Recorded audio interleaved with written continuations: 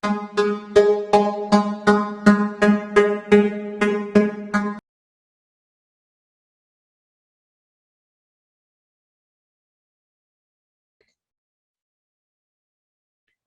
eu sou a Sibéria, professora de português. Sejam bem-vindos à nossa primeira aula de língua portuguesa. E nesse primeiro momento, nesse primeiro encontro, eu quero conversar com vocês sobre a prova de linguagens do Enem. A prova do Enem, assim como de outros vestibulares, até mesmo concursos públicos e militares, a prova de português é essencialmente interpretativa. Então, as questões estão atreladas, estão ligadas ao texto ou a mais de um texto. Ok? Aí, geralmente, o aluno me pergunta, então, professora, eu não preciso estudar as regras gramaticais? Sim, você precisa estudar as regras gramaticais. Por quê? Quando o aluno ele entende, ele tem uma noção das regras, facilita muito a interpretação e até mesmo a resolução das questões. Por exemplo, se o aluno ele sabe o que é uma conjunção, que essa conjunção ela liga uma oração à outra, ela dá sentido à oração que ela faz parte, de oposição, de explicação, provavelmente esse aluno vai ter muito mais facilidade do que aquele que não sabe dessa regra. Tá? Então, as regras gramaticais são importantes, sim.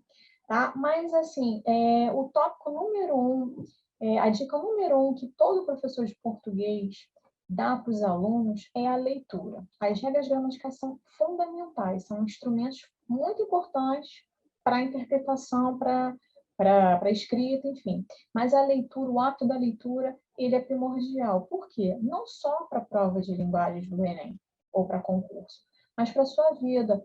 O aluno, a pessoa que lê mais, tem esse hábito da leitura, ele se torna uma pessoa mais crítica, mais questionadora, ele tem um vocabulário mais amplo, ele escreve melhor, ele entende melhor os textos. Então, crie o hábito da leitura. Se você não tem, eu te aconselho, busque temas que você goste, para você começar a ter o hábito, depois que você cria esse hábito, você não vai parar mais. Tá? Então, leitura fundamental. E outra questão é informação. Busque informações. Busque ler sites de notícias, ou até mesmo jornais, para quem ainda tem esse hábito de ler jornal. Eu digo jornal físico, né? Aquele jornal que a gente compra no jornaleiro. Os sites de notícias, eles são importantes. A gente está vivendo um momento de fake news, né? Um momento de pandemia, de questões políticas, muitos debates políticos nas redes sociais. Então, se você é uma pessoa informada, se você busca essa informação diariamente, você vai ter condições, é óbvio, de escrever melhor também, porque as redações geralmente buscam temas atuais, você vai se informar melhor, enfim, inclusive na prova de linguagem, há questões, como acontece nos outros, provavelmente vai acontecer esse ano, como aconteceu em anos anteriores, de questões abordadas que são do cotidiano, que são recentes. Então, leitura, regras gramaticais e informação. Eu até coloquei uma charge aqui da Mafalda, que fala um pouquinho sobre isso. Viver sem ler é perigoso, te obriga a crer no que dizem. Isso é importante para a gente refletir um pouco até no momento atual que nós estamos vivendo. Então, cria o hábito da leitura, se informe e estude as regras. Tá? Hoje, como é o nosso primeiro momento, quis dar essa pincelada aí para a prova de linguagens, né? Porque provavelmente muitos estão fazendo essa prova pela primeira vez, de repente nunca fez um concurso. Então, é sempre bom a gente alertar para o tipo de prova que vocês vão fazer. Eu vou trabalhar algumas questões, inclusive hoje, que caíram no Enem, para a gente ver como é que eles trabalham, como é que eles cobram. Mas, como é o nosso primeiro encontro, eu queria dar algumas dicas que aparentemente são bobas, que muita gente provavelmente já sabe, mas é sempre bom a gente revisar, porque nas redes sociais, no Facebook, no Zap, a gente percebe aí que algumas pessoas, até mesmo universitários, pessoas já formadas, têm dúvida em relação, por exemplo, do mas com acento, mas sem o acento, mais. Tá? Então, eu vou trabalhar um pouquinho esses tópicos para a gente revisar, ok? E no final vai ter dois exercícios que vão falar sobre isso. Então, preste atenção. O mas com acento e sem o i, ele é um adjetivo. Então, ali pelo exemplo que a gente está lendo, suas atitudes são mais, melhor, repensá-las. Esse mais é adjetivo. Eu acho que é bem claro, não tenho muitas dúvidas.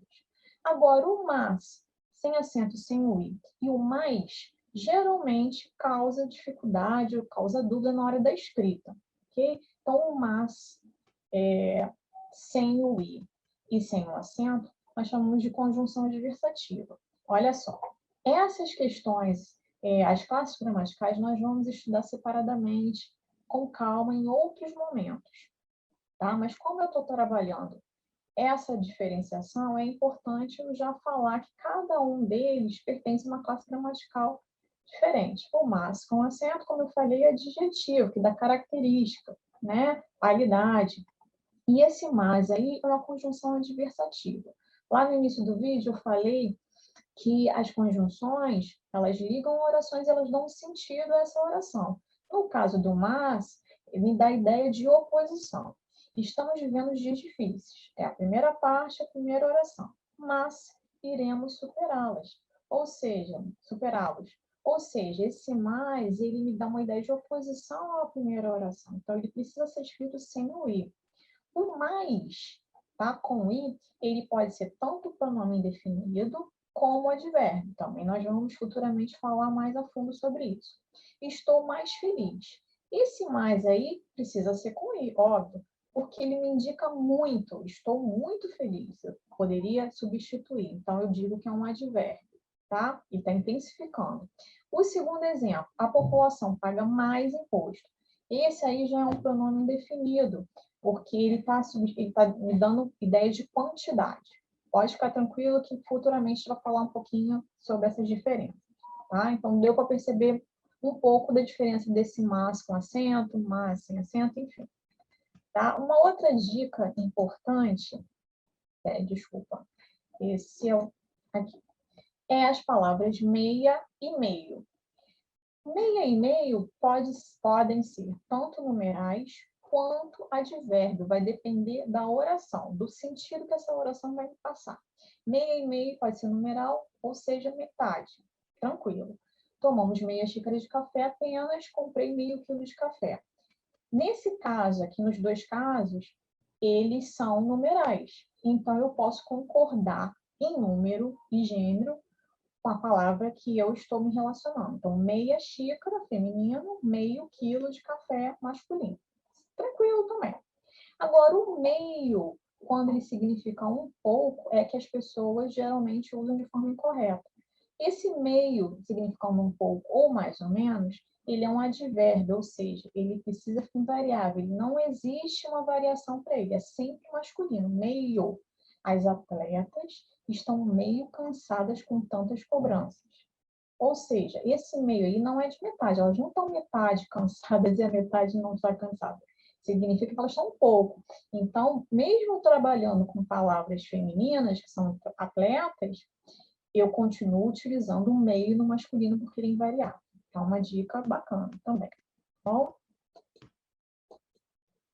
aí eu venho um alerta que eu sempre brinco com os meus alunos. A gente precisa esquecer essa palavra aqui, menas. Menas não existe.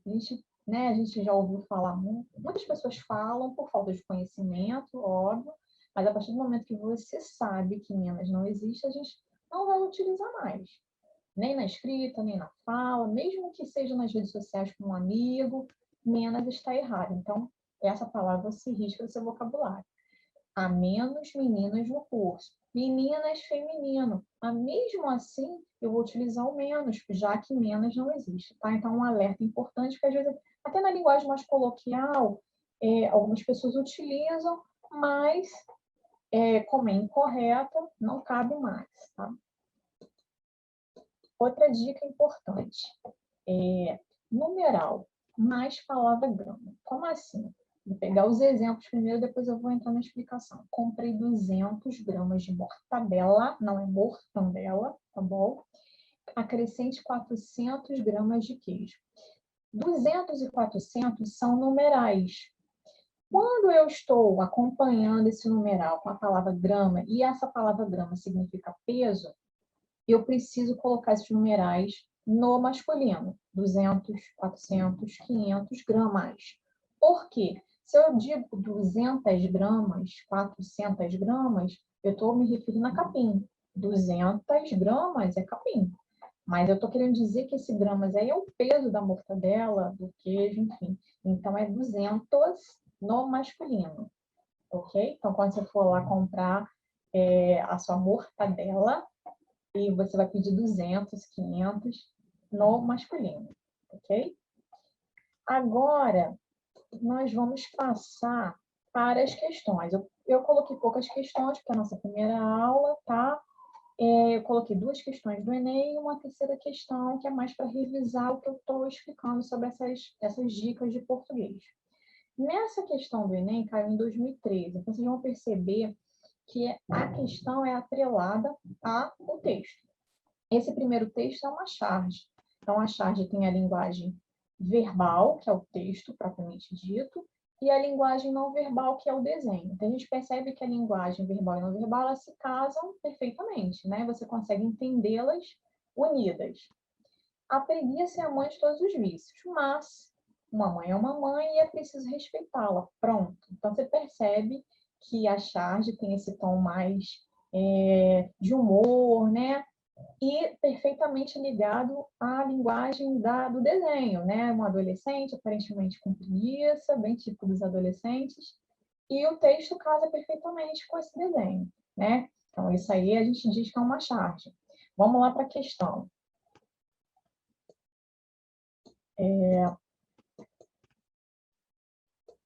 Nessa charge, o recurso morfossintático que colabora por efeito de humor está indicado pelo morfossintático. Morfo, a gente vai lembrar de morfologia, que são as classes gramaticais. Substantivo, verbo, etc. Sintático, a gente vai lembrar de sintaxe, que é a organização das palavras na oração. Sujeito, predicado e etc. Ele quer a que causa efeito de humor. Então, vamos perceber, vamos olhar cada opção para ver qual é a que realmente está correta. O emprego de uma oração adversativa que orienta a quebra da expectativa ao final. Será que esse é o efeito do humor? Né? Qual é essa oração adversativa? É aquela que começa com mas. Lembra do mas que eu falei? Ó, mas, uma mãe é uma mãe. Esse mas aí sem ir é oração, é uma conjunção adversativa, me dá a ideia de oposição. Primeiro ele começa com uma frase aparentemente muito séria e depois vem, né, a segunda parte, que a gente vai ver, será que é de humor ou não? Vamos lá voltar para a questão. O uso da conjunção aditiva que cria uma relação de causa e efeito entre as ações. Qual é essa conjunção aditiva? É o E. O E sem acento. O E com acento é verbo. Só que se a conjunção é aditiva, ela não vai causar relação de causa e efeito. Ela me dá ideia, acrescenta ideias, adiciona ideias, tá? Então, essa não é. Letra C. Retomada do substantivo mãe, que desfaz a ambiguidade dos sentidos a eles atribuídos. Nesse caso, essa situação causa efeito de humor? Não, não causa efeito de humor, tá? A utilização da forma pronominal lá do respeitá-la, que reflete um tratamento formal do filho em relação à mãe. Mas não é o que ele está pedindo, não é o recurso que causa humor. Repetição da forma verbal que reforça a relação de adição existente entre as orações. Acabei de falar na outra questão. O com acento é verbo, ele não vai me dar relação de adição. Se fosse o seria, mas também, nesse caso, não causa efeito de humor. Então, a letra A é que é a resposta certa. Lembra do mas, né? Então, o mas, inclusive, é uma conjunção que cai muito em questões de qualquer tipo de concurso, tá? O mas, nós vamos falar muito dele, ele cai bastante. Então, uma questão aí do Enem de 2013, tá? Esse é o que causa o efeito de humor, porque ele quebra a expectativa. Ele fala uma frase séria e o mas, e aí ele vem com o efeito de humor, tá? Então, é a letra A. A questão 2, só um minutinho, travou.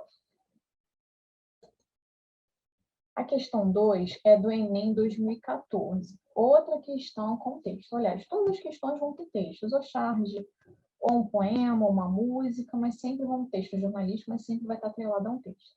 Então, é um texto pequeno, fácil de entender. O título é Censura Moralista. Há tempos que a leitura está em pauta e diz-se em crise. Comenta-se esta crise por exemplo, apontando a precariedade das práticas de leitura, lamentando a falta de familiaridade dos jovens com livros, reclamando da falta de bibliotecas em tantos municípios, dos preços dos livros em livrarias, não nunca acabar de problemas e de carências. Mas, olha o mais aí de novo, de um tempo para cá, pesquisas acadêmicas vêm dizendo que talvez não seja exatamente assim, que os brasileiros leem sim, só que leem livros que as pesquisas tradicionais não levam em conta. E também, de um tempo para cá, políticas educacionais têm tomado a peito investir em livros em leitura. Então, uma outra dica que eu posso dar para vocês é o seguinte: nunca vá para a questão, às vezes o tempo é muito corrido, realmente é muito corrido, e às vezes o aluno vai direto para a questão para tentar buscar a resposta lá no texto. Não faça isso, leia o texto, porque você vai perceber aí nessa questão o perigo de ficar pegando o texto de forma fragmentada. Olha só, os falantes nos textos que produzem, sejam orais ou escritos, posicionam-se frente a assuntos que geram consenso ou despertam polêmica. No texto autora, letra A, ressalta a importância dos professores incentivarem os jovens às práticas de leitura. Se você pegar essa questão, essa opção, isoladamente, você vai achar que essa é a certa. Realmente, os professores incentivam, é óbvio, é o que mais fazem, né? Só que o texto não está falando disso. Então, essa questão não é a letra A, tá? Então, por isso, olha a importância de você ir à questão, você atrelar a questão ao texto. Não pegue fragmentos e tenta responder, não, porque pode cair uma pegadinha dessa. Você vai ler, realmente tem sentido, vou marcar essa, mas o texto não está falando disso. B. Critica pesquisas tradicionais que atribuem a falta de leitura à precariedade de bibliotecas. O texto fala sobre isso? Também não. Rebate a ideia de que as políticas educacionais são eficazes no combate à crise da leitura? As políticas educacionais são eficazes, óbvio, né, no combate à crise da leitura. Mas o texto não está falando disso. D. Questiona a existência de uma crise de leitura com base nos dados de pesquisas acadêmicas. Vamos guardar essa aí. Atribui a crise da leitura à falta de incentivos e ao desinteresse dos jovens por livros de qualidade. Ele está falando de desinteresse dos jovens por livros de qualidade? Não. Então, a letra D é a resposta certa. Então, mais uma vez, atentando aí para a questão do texto e prestando atenção no enunciado. O que ele está pedindo? A 3 não caiu em concurso nenhum, mas eu coloquei só para a gente ficar ligado, só para a gente fazer uma revisão de como as dicas que eu dei lá no início são importantes para a gente entender no texto, ou nas frases, nas orações. Qual dos períodos abaixo está isento de erro? Olha só, isento de erro significa que a resposta deve ser a correta. Então, se você for lá na pressa olhar erro, aí você achar que é a resposta errada, você vai errar, porque isento de erro significa a resposta certa. As más companhias determinam comportamentos inadequados nos adolescentes, mas com a orientação dos pais, o efeito minimizado. Vamos lá. Mas, lá com acento, tá certo, é um adjetivo, né? Ele está dando um adjetivo às companhias, más companhias. Então, são companhias ruins. Então, é um adjetivo, está escrito corretamente. Na segunda parte, mais com a orientação dos pais, deveria ser sem o e, deveria ser uma conjunção adversativa. Então, esse mais aí está errado. A Ana está ansiosa pelo resultado do Enem. Além disso, está meia preocupada com a falta de oportunidades no mercado de trabalho. Vamos lá. Ela está meia preocupada? Ela está metade preocupada? Não, né? Então, significaria um pouco preocupada. Então, não posso usar meia. Deveria ser meio. A empatia muito tem a ver com a sensibilidade e sintonia com as causas sociais, pois pensam no outro como se fosse em si mesmo. Essa questão aqui, eu não comentei lá nas dicas, mas vou aproveitar agora no exercício para comentar. Essa expressão, haver, tudo a ver, nada a ver, que geralmente nós falamos muito, nós escrevemos, e a gente nós percebemos que nas redes sociais, como nas redações, as pessoas têm muita dúvida. O haver com H, ele existe, é o verbo com sentido de existir. Deve haver muito amor nas pessoas, deve haver sintonia entre os casais, enfim. Esse haver é um verbo com H. Mas, no caso aí, é uma expressão que devemos utilizar de forma separada e sem H. Tudo a ver, nada a ver, é do jeito que está aí na letra C, ok? Na letra D, vamos ver se tem erro ou não. Os preços dispararam 500 gramas de queijo está pela hora da morte. Olha, numeral mais gramas no sentido de peso. Então, deveria ser 500. Então, a resposta certa, a única que está totalmente certa, é a letra C. Eu espero ter ajudado vocês. Até a próxima aula, tá? E quem está lá no Google Classroom, se tiver alguma dúvida, é só colocar lá nos comentários, tá bom? Fiquem com Deus e até a próxima aula.